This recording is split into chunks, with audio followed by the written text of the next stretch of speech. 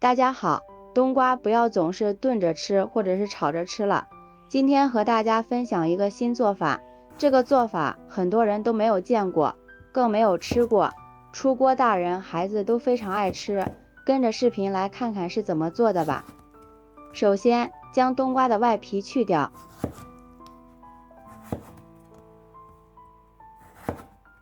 冬瓜去皮之后，从中间对半切开，将里边的瓜瓤去掉。再将冬瓜切成厚厚的薄片，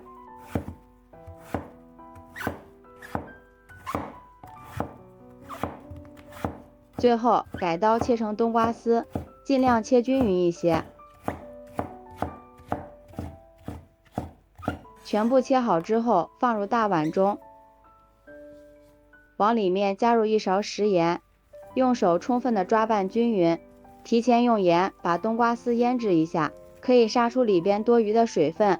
抓匀之后放一旁腌上10分钟。下面准备一个洋葱，先给它切成薄片，这里注意底部不要切断。再转过来切成细条。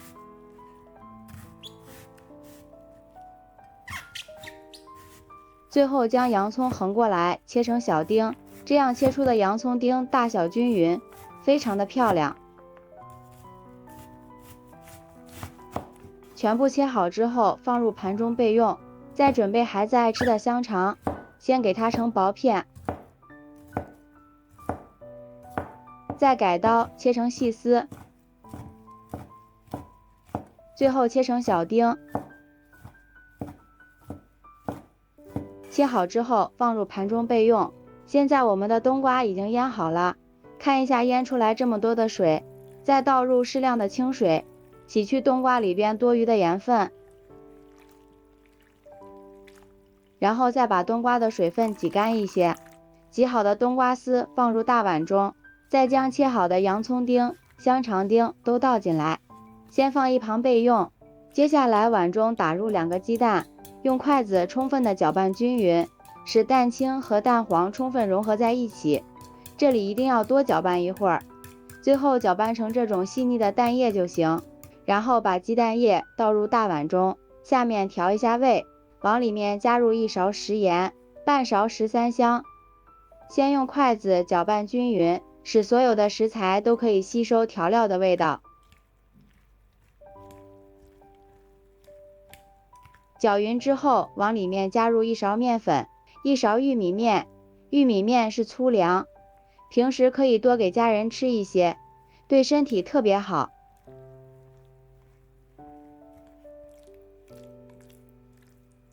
最后搅拌成像这种粘稠的菜糊状就行了。下面准备一个电饼铛，刷上一层薄薄的食用油，油热之后将菜糊倒进来，用铲子摊开，摊成一个好看的大圆饼，上面滴少许食用油锁住水分，再撒一些黑芝麻，增加香味。盖上盖子，先烙上2分钟。时间到了，利用盘子给它翻个面，将另一面也烙至金黄，全程大约烙了4分钟，烙至大饼2面颜色金黄酥脆，像这样就可以出锅了。放在案板上，切成自己喜欢的形状，方便食用。